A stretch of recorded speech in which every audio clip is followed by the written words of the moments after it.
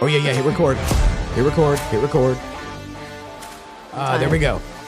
And we are live. All right, we are live and we're recording. So, is it live?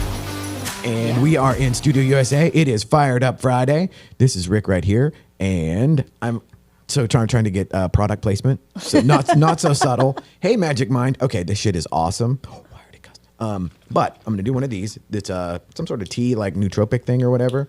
And I have with me the fabulous Brittany Stewart with Brittany Stewart Realty and EXP.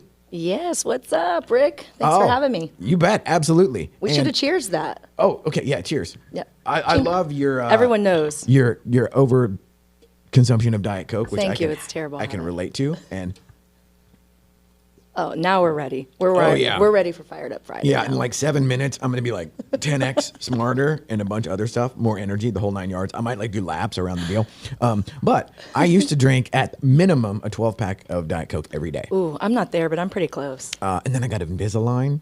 Oh. And one of the first things they tell you is, you can't drink dark drinks or whatever. Basically, you're soaking your teeth in that. And so I switched to second product placement. My current favorite is Rambler, Austin, Texas, fizzy water. Oh, my God, this shit. Is it good? Yeah, this is awesome. I'm going to have to try it. Until then, I'm looking for an endorsement from Diet Coke. Oh, my, yeah. That's what I'm looking for. Dude, I could have probably put a couple of kids through college with as many Diet Cokes as I have. Oh. So, as the more astute viewers might know, or might recognize, you're not Wayne. I know. Where's our Wayne cutout? So Wayne had family stuff. So thoughts, prayers, good vibes, all of that to Wayne. And I want to say he's on his way back to Alaska for a minute. But love Wayne. Wayne will be back at some point in time. And Brittany volunteered to come in. Here I am. And you're actually helping me kill two birds with one stone, but we'll touch on that later. So we are, in honor of Wayne, we're going to still keep that original format. Perfect. We're just going to go because for those of you that don't know, how much did you do last year? Just give me a ballpark. 30 million. 30 million. So for anybody that's ever sold a house, unless you've sold a $30 million house, you know like how incredibly difficult that is. Oh, thank you. Yes. And you have a team of how many? I have a team of 15 agents. Woo. And an awesome admin staff too. Yes. Rocking and rolling. Yes. Of which I can confirm because Cruz, and I rode shotgun, but Cruz, my man Cruz over there behind the scenes, actually did y'all's team photos. So if we and Cruz haven't done your team photos, what are you doing? Yeah, you're not doing 30 million, that's for sure. I mean, forget it. Not even the team photos, but what about the candid photos? What about the listing photos? Cruz is our man. Yes, he's awesome. He is my Padawan apprentice Jedi. Although he's actually overtaking me, which is really kind of the goal. He's pretty good. He's pretty talented. Yes. Pretty talented. And so that brings us to today's topic for mindset and business. And obviously you being the boss babe that you are, even though I hate that term, it actually applies. Yes. And you have, I'm going to say the Kathleen Turner voice. I wasn't. Oh, okay. Well, I've been told I have Greta Garbo voice. Very, very, they live on the same street. Oh, do they? Yeah, okay. Absolutely. Yeah. But like I'm a child of the 80s, so like Kathleen Turner, like Romancing the Stone and then that sort of. Sorry. For all the genre. For one time in a long time, I can say, too young for that. I'm here to help. I'm making everybody feel better all the time. Oh, man. Okay, so are you ready for the topic? I'm ready for it. Let's go. So the topic is, so we're keeping right in line with what I would normally done with Wayne. The topic is synergy. Ooh, I like that. Okay, and the quote is, alone we can do so little. Together we can do so much more. And that's Helen Keller. Oh, it's perfect. Yes. Perfect. So what's the first thing that comes to mind like they're in synergy? The first thing that comes to mind for me for synergy is, like what they say, you're the sum of the 5 people you hang around. That to me is all the way. I think that in real estate, I've been in real estate 19 years, believe it or not. And I was a single agent for a really long time. I didn't realize to get an assistant or to align myself, nothing. So my synergy was very small because that was the people that I was around. And when I joined my previous brokerage, I met a lot of very similar-minded entrepreneurs that just really and truthfully gave me the fire back for real estate. And so I do believe that who you surround yourself around really matters. And I like that about synergy. I love it. And now just a quick question. So whenever you come in and it's like you don't know anything about anything, is your mindset based on like you're just imposter syndrome? You're just like freaked out, like, oh, I don't want anybody to know that I don't know what I'm doing, or No. Okay. Oh, I'm that's not, no. okay. That's awesome. No. Okay, because I'm wired, where I want everybody to think that I know everything about everything. Oh, interesting. Yeah, and with the idea of like, well, I'm going to woodshed, I'm going to figure it all out. So then later on, I do know. You can do that. Yeah, but I think that I think one of the things that's a little different about me, and I'm learning a lot about my own personal synergy, is authenticity is really, really important. And so I don't have a problem if I don't know something being like, Mo, I don't know, that's an interesting question, but I bet you I know someone who does know that. So, yeah. Okay, that is like super impressive, because in my universe, that is learned behavior. That is a skill that I have acquired, well, through many ass kickings, really. Just like a lot of trips through the meat grinder has led me to the place where like, it would appear that if I say that I don't know, that actually makes things, that makes improvement speed up versus pretending. Because, I used to have this thing where it's like, okay, I'm in like constant PR mode and like perception management, like I'm some sort of CIA operative or whatever. And in the days before Google, you could totally do that. Right. You could throw out some random shit and it sounds good and everything, but they couldn't fact check you like in real time. Oh, I know. So I would drop some pseudoscience or whatever, and then I would run. And then everybody would think I was smart because you couldn't fact check me in the moment. You couldn't look it up. You know what? Let me tell you. I think that ChatGPT and everything that we have access to now, it's very difficult to do that. And listen, I have two brilliant children that fact check everything that I say. Well, and didn't your son actually critique your on-camera skills? Oh man, these kids with these TikToks and stuff. As you know, I've been integrating social media and video into my business at a higher level than I ever have. And so when my kids see it, the first thing is, that was cringe. I'm like, thanks for the feedback. Didn't ask, by the way. And then I did a TikTok and I said, And he looked at me, he said, you said, I'm like, most people do. It's okay, I'm a human. This is authentic. Here we go, buddy. Oh, I love it. And the killer is that like probably in 6 months, he'll be better than me and all of my guys at Oh, he's so good. My kids are creation. so good. My daughter does CapCut and Zoomerang, and I'm like, I got to get her on the payroll to start doing those things. It takes her like 14 seconds to do them. Yes. My gosh. And it's that in and of itself is a double-edged sword. I love the idea of the democratization of the content creation, because otherwise we wouldn't be here. Right. So like I went to the Art Institute, I'll just tell the truth, like 34 years ago. Okay. So 2 or 3 things that I overpaid for never go out of style, like composition and lighting and things of that nature. Right. However, everything that I learned on would be like dinosaur bones now. Yeah. Nobody would even know what they were, like physical videotape and things of that nature, Right. and like physical tape for audio. Like, oh my God. And then we wouldn't be in a place like we are now unless we had just ridiculous amounts of money or Yes. like some sort of financial backing from like a corporate sponsor. Mm-hmm. But in today's world, you have all of this. And then like you've got like what, 11 or 12-year-olds that are just like, I had a 10 and 12-year-old, and they're Okay, little social media geniuses. Little Spielbergs running around. Yeah, Oh. It's awesome. It's awesome. It's like, here, can you put this on CapCut and have a video for me? Cruz, you got competition, man. that's what I said. Well, and then like Cruz has this like, 18-month-old. I don't know. I have like such a disconnect from actual time. Cruz's kid might be like, Cruz's kid might be like 23 by now. I don't even know. He's at the bar this morning. Yeah. And so like, but I'm like, dude, is that kid ready to edit yet? Like, what are we doing? Or do you have him on Light? Do you even have him on Lightroom? Yeah, right, for real. But think of the skill set. Like, even with you talking about you went to the Art Institute, think of the opportunities and how the skill set that these children are already learning and how lucrative that can be. They can catapult themselves straight out of school. If they're good at social media or content creation, think about that. Oh, the thing, like, if I thought about it too much, not only would it just tear the ass out of me, I'd drive off a bridge on the way home. Is like, there's like 13-year-old girls out there making like product videos and things like that that'll out earn any of us. Oh, it's in our life. crazy. Yeah. And now, of course, that's very anecdotal, and there's, those, and it's also lightning in a bottle. You can't train for that. You can't actually teach somebody to for do sure. that. And there is a certain level of skill involved, or charisma, or whatever you want to call it, where you either have that part of it or you don't. Right. The rest of it is teachable. Absolutely. But so like going back to the synergistic thing. So like one of the things about being teachable and realizing that like, okay, I'm the bottleneck. That was my biggest thing, was I used to try to do, I don't know if it was imposter syndrome or whatever that kept me where I had a stranglehold on Yes. everything. So I didn't have the mindset of an 11-year-old just like, wait, let's make some content and throw it out there. It was like everything had to be like scrutinized and agonized. And so then I become the bottleneck, and you can never get past that because you are the thing that is holding Yes. everything back. Yep. So I want to know, how did you get your first, so it was an admin first? Is that what you got? Yes. So the first admin that I have was when I moved to Dallas, actually.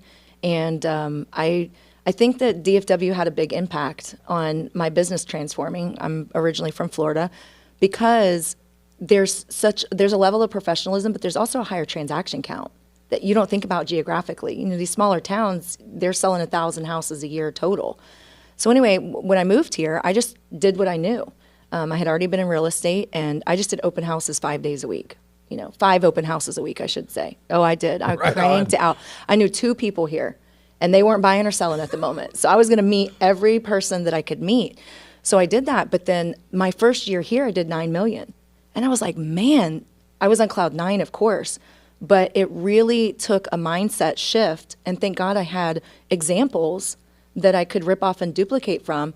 And I didn't want to bottleneck because, of course, I did everything. I answered the phone. I did the open houses. I put out the signs. I went on the listing appointments, showed all the buyers. And DFW is a large geographic area to show buyers. Boy, too. howdy. Yeah. And so I thought, okay, if I'm going to grow this, not even if, I am going to grow this, and how can I keep myself from that bottleneck? You're exactly right. And I still struggle with that sometimes now.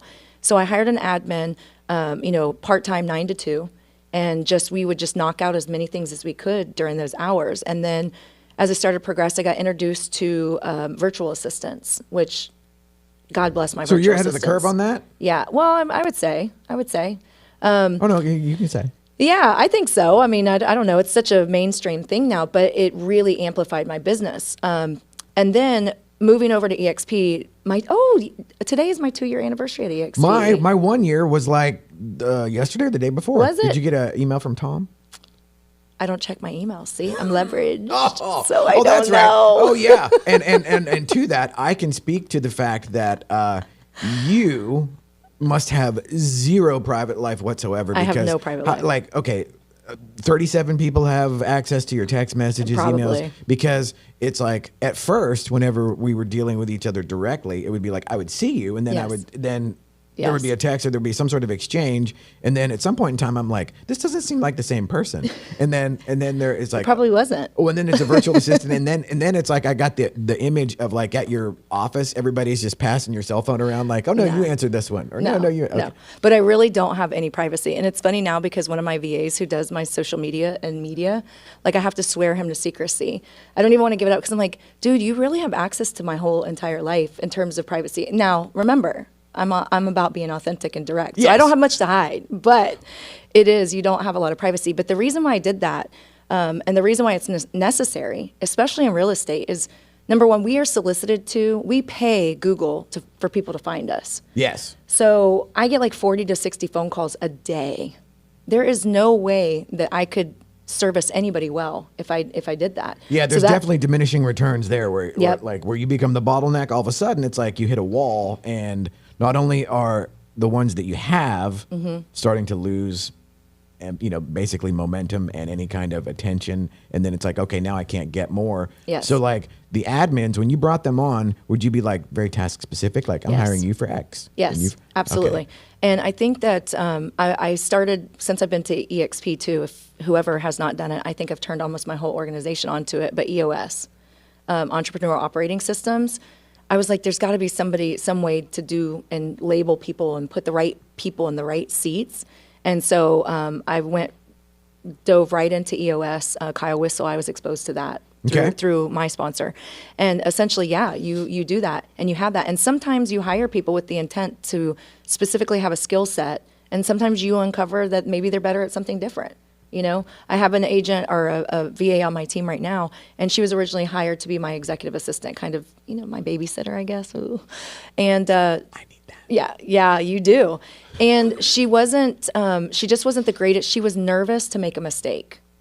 And I'm high D and I operate at 100 miles an hour. That's very difficult personality to keep up with me. Yes, and I'm right there with you. Yep. We are exactly the same. Yep. And the whole idea of everybody around you is just kind of caught in the wake. Yeah. And like, here she comes. Yeah. And depending on where they fall on that DISC assessment system, for those of you curious, depending on where they fall on that spectrum, they're either like, oh man, I totally get what she's putting down, or they're totally freaked out by you and they walk on eggshells and they absolutely don't want to, well, don't give her bad news. Right. And then they're like, I'm curious to see because, okay, so pull the curtain back on one thing here. So like the first time that when we were doing team pictures or whatever last year, and then we went back and we were just kind of like doing a little brainstorming or whatever. And so this is a very family friendly environment here, but she cusses like a sailor. And I do, which I love. Okay, so yeah, I'm biting my tongue constantly. So anyhow, I say that to where like the authenticity thing. Yes. So like with you and I, it was like boom, immediately whenever something happened somewhere about a transaction or whatever, like, oh wow, something went sideways in real estate. Who would ever think? And then you had the reaction that I would have had in the moment, and it was like as if I wasn't in the room. Yeah. It was like I loved that. I was like, oh my god, that's me, Rick. Yeah, this is awesome. To a detriment sometimes, but that's me. Yes, of course. Yes. Oh my god, I couldn't even tell you how many times that probably has like bitten me. But the other thing is like there in the case of me being in the room, I knew that was the real you, and that you weren't like playing a role. No. But going back to that whole team thing, and it's like, now I will say that I didn't know that it would be as cool and or if I get a little woo woo, like rewarding and fulfilling or whatever to actually like build a team and to see dudes get on with each other and then, like, that sort of like collab and help. I think too, if you like, I always tell my team, I'm doing this for them. I'm really big on, and talk about synergy.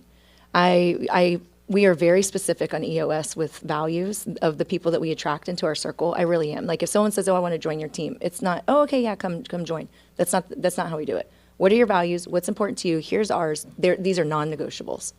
And so I really love that because it does create a synergy within the team. But also, I just love growing other people. I actually have a variety of agents on my team, but two of my best agents right now are very young, like 21, 22, literally 21 and 22. And so, but you know what? They have that little lightning in the bottle that you spoke about, and they just plug in and they trust me and they plug in and do it. So I love that for a team, but I also, listen, I loved grinding and I love grinding on things, but that has evolved over time. And showing property, as exciting as it is, or listings and things, servicing a listing, those things just they're not as exhilarating and exciting for me anymore. Yes, and there also is the thing where just because you're good at it doesn't necessarily mean you should be the only one to do it. Oh, for sure. But see, I get thrilled by teaching them and seeing them be successful. I love that. Yes, I love that. And so, perfect example. I love when Cruz is in the room and I get to like put him on the spot. Oh, Cruz. So he, I don't know. I probably was on his ass for at least 3 to 6, somewhere between 3 to 6 months to get a drone license. And so it's like, test anxiety or whatever, or whatever the reason is why you think you can't do it. You're so laid back. But like, whenever like he fell out of the sky into my world, it was like literally I was at the point where like, okay, I need somebody that can at least point and shoot a camera that has the eye that I can teach. And so like I had no idea like the lightning in the bottle that you were talking about, like where it's like, okay, if it's like somebody that is young and hungry and actually has just that little sliver of talent or skill or whatever that you can then, basically ignite. To pull an old KW, let's ignite that shit. We'll turn. Please don't. We're going to turn this into a pep rally. And, PTSD. Yeah, there you go. So no offense, but the idea that you bring somebody in like that all they want to do is just more. Right. And then you actually see that go. And then when you got the drone license, and then, of course, I'm explaining it in a basic metric of, well, the more that you can do is the more that I can sell. And then the more that I can pay, so like there's a little bit of simple math there, but there's also, so like the synergy thing, it's like, man, the human element is the tricky part. Yes. As far as now, of course, have you ever had folks that didn't mix, like where you come like two cats in a sack? Yeah, I do. And I've asked those people to leave. Now, in the past, I can tend to keep people around a little longer than they should be. And I've just learned it doesn't serve anybody well. It doesn't. And what happens is if somebody comes into your circle or in your synergic bubble, whatever, Ooh, I like, ooh. and they're different, or it's off, it really becomes toxic. It really does. It's kind of like, the old saying, it's one rotten apple, destroys the barrel. Boy, how many things did my grandmother say that were actually true? Oh, that I God, was just I know. like, oh my God. I hope my kids say that about me when they get older. They're like, my mom always said that. I'm like, perfect. So, Yes. No, but it does. And I think that, I think especially, and I'm going to speak from a female's perspective specifically, and this is really for anybody, but as a female, sometimes when you are bold and you're dismissive, or you create a boundary to say, hey, listen, love you, mean it, but this isn't right for my group, you can easily get labeled, a bitch. Boss bitch? Yeah, Well, or something like that. Yeah, yes. So I think sometimes we overthink that, and I think that as a society, period, we have to stop apologizing for creating healthy boundaries. Like we just do. Yes. We just got to. So Well, and there's an element where people like you to be predictable, because then that makes them feel safe. Yeah. Because if I know what she's going to do in situation X, then she'll do Y, and then that means Z for me. Right. Because that's really all everybody's really thinking about most of the time. For sure. And then, yes, being now real estate, kind of skews female. But even whenever, I don't know, Jesus, like 13 years ago or whatever, when I first came in, it was like I would notice that, wow, there's like an army of female agents. Yeah. But everybody that ran the offices were dudes. Yeah. So it's like just even, and like Miss Abby at Abby Halliday would have been like the single Mount Rushmore. For sure. And then like Allie Beth here, in Dallas. So, but in that regard, like I can't even imagine, like, so with your story, yes, absolutely. And then to take it back to those guys, I can't even go to gals rather, like I can't even imagine what that would have been like. But even now where you're running the team and that whole thing of, you're not supposed to be cracking the whip, and so Right. like, how do you? Because I don't know. I'm assuming that there's an element of where there would be like, so you have kids, and then you bring the people on, because it's like I jokingly tell Cruz like, oh, you're the adopted Hispanic kid that I never wanted, Yeah. or whatever. But there's some truth to that. So it's like it's only half joking. Yeah. Well, I think too, you mentor them, and you're invested in their success when they're invested in their own success. That's the biggest thing. So yeah. And I think too, just even tying it back into being direct or being authentic, one of the things that I also learned was having a buffer, so that I'm not always the direct report. I'm not always the only one who knows everything. And it takes time. It takes lots of time. Yes. But, even with them, having someone that they can go to and then come to me, things can come to me like When it like that. escalates. Yeah. Or not even that. It's just like, if I'm going on a listing appointment, someone wants to shadow me, I want the people who have the fuel and the fire to do that. So they can go and they can ask Mike or, something like that. And we put them up to do Yes. that. We give back when they invest back. Well, and just to tie that in, so like the reason that Cruz did as well as he did, and I don't mean to make this the Cruz It's the Cruz show. Yeah. Cruz, I hope you feel the love. Yeah. I'm like, dude, okay, so now this will coincide with a reduction in pay. Well, you're going to get your sponsorship thanks Yeah, to Cruz. oh, So yeah, I think that's compensation, Cruz. You should get royalties on that, man. Now he's leaving. So, but the thing was, and I've said this over and over again, and I use him as the example to other guys where it's like, he eavesdropped on what I was doing when I was in the office with somebody else at the office where he met me, but he got my number and texted me, and he wanted to shadow me immediately. Oh. Yeah, to where I'm like, okay, well, I'm not so obtuse to realize like, okay, well, I can't teach that, and I can't. Yeah. There's not a pay scale that I can put out there that would make you want to do that. Exactly. It's just the drive and the desire. Yes. It is for sure. So. And then I'm with you absolutely on the arm's length, because it's like I can't give you the Heisman if I don't. Well, have if arm's not, length. what happens is, and I find that I have found this a lot, and I have this conversation often, is that people are like, oh, you're so intimidating. And I'm like, no, I'm not intimidating. You're intimidated. And so, and I see that a lot. Oh, I see it all the time, especially in this industry. Sometimes I joke and I'm like, man, I'm successful, but nobody calls me. Or maybe they do, and my assistants take 14 buys. I don't know, but no one's like trying to poach me for business. I'm like, cool, sounds good. And the other day, a title rep told me, she was like, well, because you're intimidating. And I was like, no, and I'm going to stop that right there and say that. But just having somebody else be that buffer, so that every little spew and decision is not made with my flavor, which is very direct and authentic. So not everybody can take it, and I completely understand it. Which I love. Yep. Okay, Yep. and so Excellent. Yes. So of now, course. now the secret sauce, or the secret portion of this episode that is now not going to be secret, is I, and by extension we at Studio USA, have done the content for Real Producers magazine for the last 4.5 years, something like that. Yeah.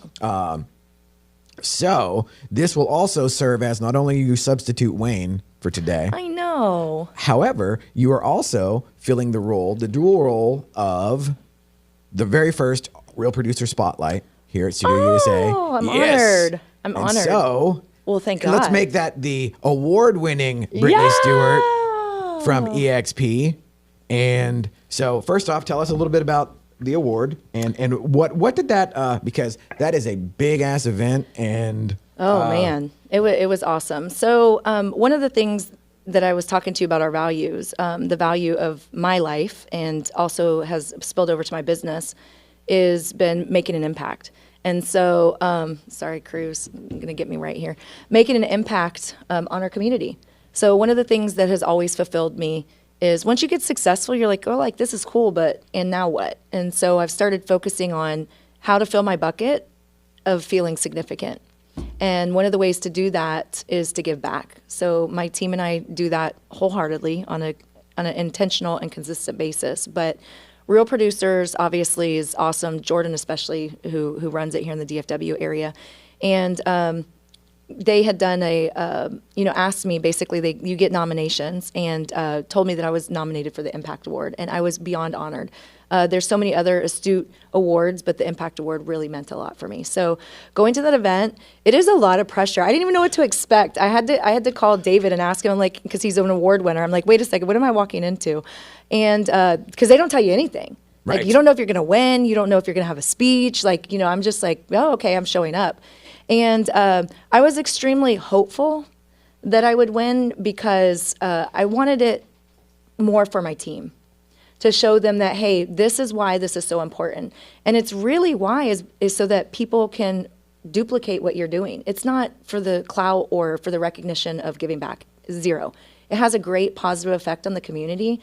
But in real estate, we're exposed to a lot of money. We're exposed to a lot of connections. And the fact that we have the ability to also utilize that platform to give back. yeah, you can use your powers for good. That's it. That's all I wanted to do. So I had razzed Cruz and you, and I'm like, am I going to win? Am I going to win? I didn't know. I couldn't read. Julie was in the bathroom, and I'm like, is she going to say, like, it feels so weird? I don't even know how to explain it to you. Maybe it's like how they feel at the Oscars or the Grammys. I don't know. No, I'm kidding. And so, but then Jordan was like, this award was won by one vote. And I was like, you've got to be kidding me. Like, what are the odds? That's when every vote counts. And so then they announced me, and my whole team, you could hear, I'm like, it just started. We got it on video. Yeah, they just started going bananas like that. And so it was amazing. I, of course, had not prepared a speech, That was going to be my next question. No, I didn't. And Oh, you killed it. Thank you. My director of ops was like, "Oh my God, what if you win and you didn't do this?" He's the analytical one for me. Yes. And I was like, you know what? Like, God's gonna give it to me, and I'm gonna say what needs to be said, and I'm gonna go up there and I'm not gonna stress about it, because this is all talk about synergy and stuff, like you were saying. There's nothing but positivity and collaboration and encouragement that comes from everything that the SB Awards do. Yes. So you see someone and you're like, I want to be that person. And so, okay, so Stuart's sitting over there. So, like, all my guys have come with me to all the different events multiple times. And, because just for the sake of coverage, as everything's gotten bigger, it's taken more people to cover it. And Stuart, in very much Stuart kind of Spicoli fashion, for all of you Fast Times at Ridgemont High guys out there, I don't know, we've probably been to 6 or 8 different things. And like, he literally says something along the lines of, man, I was like listening to the stories in there, and like that was like really inspiring, and like those people are legit. See? And I was like, why do you think I've been doing? But it's funny to have somebody that picked that up along the way. Yeah. And the fact that this is like a real thing, and it's a real community, and it is absolutely about synergy, and it is about everybody lifting everybody up. And so now I have just a few questions that I wanted to ask just for this particular spotlight type of video. The first one I was going to say it was DFW related, but you already Yes. touched on that, just as far as just the fact of exponentially larger and more transactions happening. Mm-hmm. And then Real Producers celebrates the individuality of top agents. What personal touch or innovative approach do you believe has contributed to your success? So like away from synergy, like what do you think it is that is like your like distilled element that is got you where you are? I mean, Yeah. People always say that. I've been asked like, what's my superpower? And I didn't know for a long time. And I've recently dabbled in the 6 working geniuses. And if you haven't done that, you should do it. I have not. You should do it. Speaking of synergy, you should really do that. But it talks about, it spells out widgets, and there's all these pieces that you need to have in a functioning work environment or whatnot. But the word that really, really just hit me is discernment. And I think that has a lot to do with my personality, being high D, but I also think that has a lot to do with my unfortunate upbringing, that I've just learned to make decisions that I might not have facts on. I just trust my gut and I trust me that I'm gonna make a good decision. So I think it's discernment. Okay, that's awesome. Yeah, I love how concise and discerning you were there, just like laying that out there. And this is coming from somebody who historically has had like unbelievably bad decision-making skills. Yeah. But, it all works. And listen, nobody's perfect. We are where we are for a reason. But I think that I trust my gut in real estate specifically, like even moving here. I'm from Florida. I moved to Dallas. That was huge. I had a small brokerage in Florida. I left a lot. I had great friends. I had the freaking beach. I had Publix. Come on, Anyway, so, but I just feel like I trust my gut a lot. And I say yes to things like growing a business, and I say yes to people when it feels right. And so just having that ability to look at something and make a decision really quickly. Now, of course, I've made mistakes. I'm not trying to say I haven't, but I think that's the superpower that has got me where I'm at in real estate. I love it. I love it. And then we'll do one more question here. So let's see here. The Real Producers' mission to connect, inspire, and inform and elevate. Actually, you kind of touched on this too, as well, as far as a moment or experience that with the magazine that for you, I'm sure that it resonated with you was like walking on stage, man. That's why I said I felt so bad. I owe Lance a hug. Next time I see him, I have to give him 3. I literally duped him. I turned around and didn't hug him. So sorry, Lance. My dress was not pulled down all the way. You guys as photographers, you got to tell it. Rick, come on now. You got to tell me a little tug. Okay, so like my it would be a lack of superpower is that there's no less than 3 to 5 gals out there. So like Andrew Miller, Debbie Boyes, Mary Reeves. I could give a short list of ladies that we would be shooting listing content or shooting just some kind of social media thing, and they'd be like, "How's my lipstick? How's my hair? Whatever." And I'm like, "Oh, it looks fine." Oh my God, Rick. And then like 10 minutes later, I'm like, "Why did you tell?" Oh man. Yeah. We should give the guys of the studio a little makeup and etiquette class, like what to look for. There you go. But anyway, I would say that obviously was just blown away, and even the residuals of that. So many people have come up to me and said, thank you for sharing that. And in addition to, it's inspired me. Why aren't we using this in our business? Why don't we do that? I've shared my kind of playbook on giving back with so many people. It's like, here, it's already developed. Rip it off and duplicate there's something, it. it's like, again, a little bit of woo-woo or whatever, but I think like there's something to be said for doing good while doing well. Mm-hmm. And most people don't equate that. It's usually like 1 + 1 = 2 as long as I get the 2. Yeah. That's true. And it's like the idea of being able to be like, well, I'm just going to do this just because it feels, kind of going back to your discernment thing, it feels like the right thing to do right now, even though like there's no immediate payoff apparent to me. Mm-hmm. That in today's America is a very foreign concept, right? Yeah. And well, like this right here certainly shows that not for you. And I love the Florida Texas connection. I know, isn't that cool? Yes, very much awesome. so. It's awesome. Okay, but I do prefer Texas. Just saying. Yes, Dallas has won my heart. And then speaking of like, we'll kind of close it out with the whole like, okay, so the synergy thing. Does your team get freaked out about the future, or does it like, oh my God, the rates, the this, the that, the other, or just that sort of in the world of like what you do as far as just a realtor, like sometimes you're part therapist, you're tour guide, you're like Wikipedia. I have a degree in psychology and human science. What? I use it every day. That's what I tell people all the time. Here's how I deal with situations like that. We don't want to use avoidance or ignorance. We want to be educated. and we want to focus on a solution. So if I hear my team complaining a lot, I'll snatch them real quick. I'm like, listen, is that an excuse? I kind of feel like that's an excuse. But I tell them, if you are educated, it is our job. People have to have shelter. They have to have shelter. So it's our job to know the story, understand it, and put it in layman's terms and explain it and be the guide for buyers and sellers. Give them the choice. It's not our money to speak for. It's not. But it's what our responsibility is to know what's going on, be able to educate them in a way that they understand. Give them the facts, be resourceful, and let them choose. So I am never, my mind doesn't typically ever go to the sky is falling. No. And it's because if you focus on that, you've got to focus on the abundance, not the scarcity. And so focusing on the abundance, listen, you can always hustle harder. Always, always. I know it's people like, oh, I can't spend this and I can't do that. Yeah, you can. Work harder. Work harder. What other industry do you have that you can go make $30,000 in 30 days off of one transaction? Yeah. And if not even more. So I love the fact that that was not a canned answer, and that was like, well, I didn't know what you were going to ask. I So know, don't which have is fantastic, and it's I like love it's it. just like right in my wheelhouse, and I mean like that I cannot top, I cannot, I can't even add to it. So we will call that the ender. All right. And thank you Thanks, again Rick. to the award-winning Brittany Stewart Realty, powered by EXP. Oh, yeah. And happy anniversary, EXP. Thank you. Yes, or happy anniversary with EXP. Yes. And so now there are random folks showing up at our door, I think. So we will call that the ender, and take us out, boys.